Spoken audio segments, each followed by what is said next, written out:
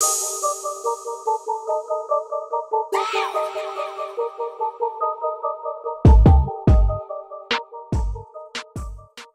did sports teach me about business? It's like goal setting, how to analyze your overall objective of what you're trying to accomplish. So I'll give you an example. I was a walk-on at Northern Illinois University for the football team. I played outside linebacker, and what we would do is before you had actual practice, you would have film. So the coaches would go, "This is what we're working on today." So if you were doing like you're recreating the other team's defense. I was a defensive player, so they would go over the points of what we're working on. So every before every practice, you get 15 minutes of film, and then you go to practice. Before every games were Saturdays, you would do a strategy. So the coaches would be like, "This is what the game plan looks going into the game. So we're gonna run the ball this many times down this hash, down the middle, blah blah blah. Pass this many times. This is the personnel. This is what we're focused on. Blah blah." And then they would give you a breakdown of like, okay, we're running 1,000 plays. Out of those 1,000 plays, 10% is gonna be passes down the middle, 20% on the right hash, blah blah blah. The defense is gonna look like this. Then post game, um, you would go through and break down. We said we were gonna do this, but we had to adjust. So audibles was huge in life. In sports is like they didn't give us this, so we had to adjust our game plan on the fly. We said we were gonna do 20% passing, we did 30% because the personnel that was in there.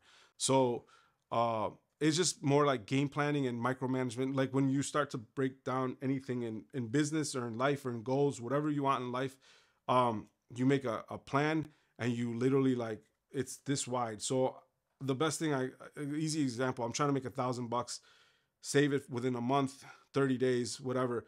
But how could I get to that goal a lot faster? So then you start to analyze your day to day or where you spend money. So instead of you taking an Uber, maybe that's $40 a day.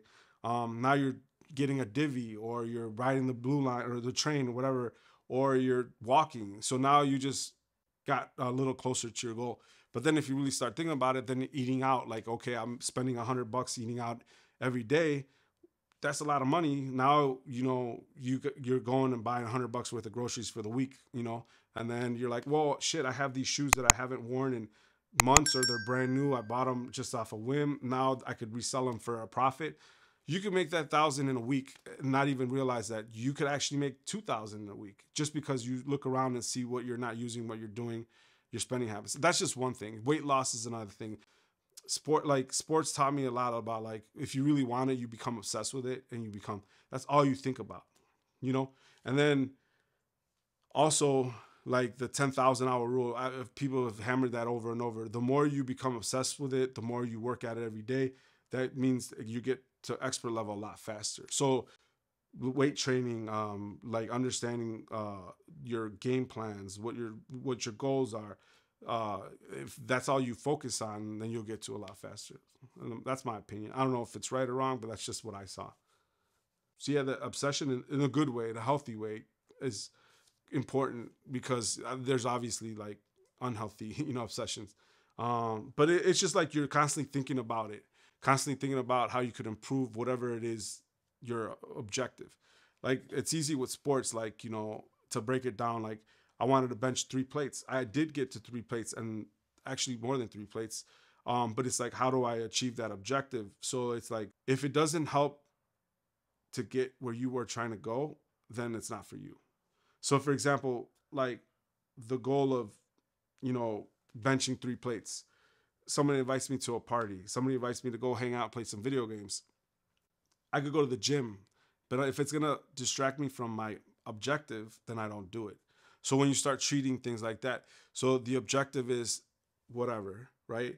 But then you have a bunch of distractions. But you start focusing on that objective, the distractions, they go away because they're not helping you accomplish what you're trying to do.